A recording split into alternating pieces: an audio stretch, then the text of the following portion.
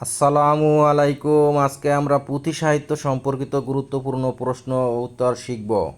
পুঁথি সাহিত্যের প্রাচীনতম লেখক কে? সৈয়দ হামজা। টপ্পা কি? এক ধরনের গান। পুঁথি সাহিত্যের প্রথম সার্থক ও জনপ্রিয় কবি কে? ফকির গরিবুল্লাহ। দোভাষী পুঁথি সাহিত্যের প্রথম ও সার্থক কবি কে? ফকির গরিবুল্লাহ। আমির হামজা কাব্য রচনা করেন কে? ফকির গরিবুল্লাহ।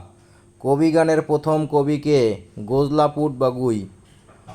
অ্যান্টনি ফিরিঙ্গি কি জাতীয় সাহিত্যের রচনা? কবিগান।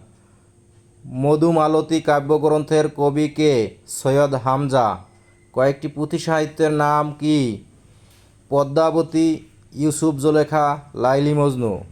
নানান দেশের নানান ভাষা, বিনে স্বদেশী ভাষা, পুরে কি আশা পংক্তিটির রচয়িতা কে? রামনিধি গুপ্ত। আজকে এই পর্যন্তই। ধন্যবাদ।